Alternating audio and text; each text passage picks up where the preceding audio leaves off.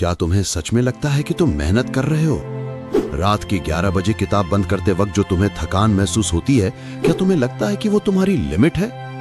बाहर निकलकर देखो उन सड़कों को जहां एक बाप अपनी टूटी हुई साइकिल पर बोरे लाद कर निकल रहा है। उसे नींद नहीं आ रही, उसे थकान नहीं हो रही, उसे हो रही है, लेकिन उसके कंधे पर तुम्हारे भविष्य का बोझ है। और तुम एक आरामदायक कुर्सी पर बैठकर पंखे की हवा में कहते हो कि आज बहुत पढ़ लिया, अब कल देखेंगे। सुनो, वो कल कभी नहीं आता। वो कल सिर्फ उन लोगों के लिए आता है जो हार मान चुके हैं। आज की ये रात तुम्हारी है, या तो इसे सोने में गुजार दो या इसे सोना गोल्ड बनाने में लगा दो।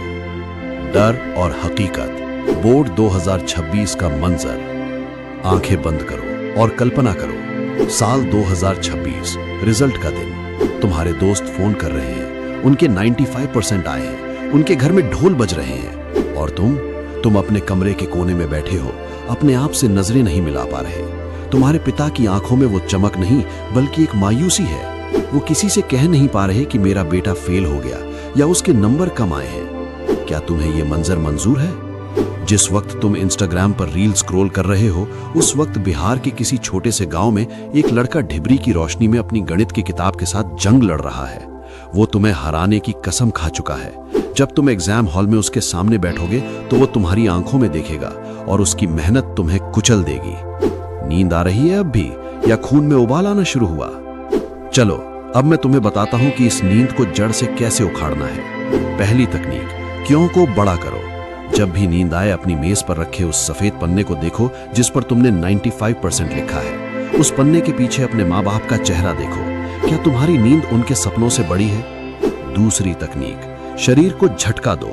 जैसे ही पलकें भारी हो, तुरंत अपनी जगह से खड़े हो जाओ। 10 पुशअप्स मारो या ठंडे पानी से अपने चेहरे को भिगो लो। अपने दिमाग को बताओ कि तुम उसके गुलाम नहीं हो, तुम उसके मालिक हो। तीसरी तकनीक, एक्टिव रिकॉल। किताब खोलकर सिर्फ पढ़ो मत, जो पढ़ा है उसे बंद करो और दीवार को ऐसे समझाओ जैसे तुम खुद एक टीचर हो। जब तुम बोलकर पढ़ते हो तो तुम्हारा दिमाग सो नहीं सकता।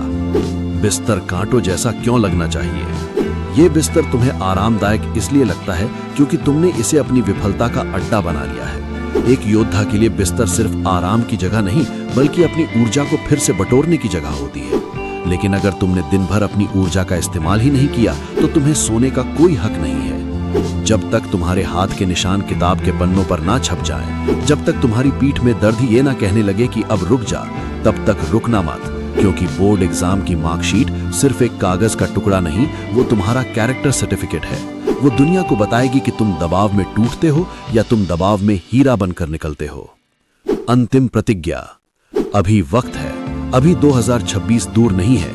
हर एक सेकंड जो तुम बर्बाद कर रहे हो वो तुम्हारे लक्ष्य को तुमसे 1 मील दूर ले जा रहा है। उठो, अपनी कलम उठाओ और लिख डालो अपना इतिहास। याद रखना, शेर कभी सोकर शिकार नहीं करता, उसे भागना पड़ता है, उसे लड़ना पड़ता है। तुम भी एक शेर हो।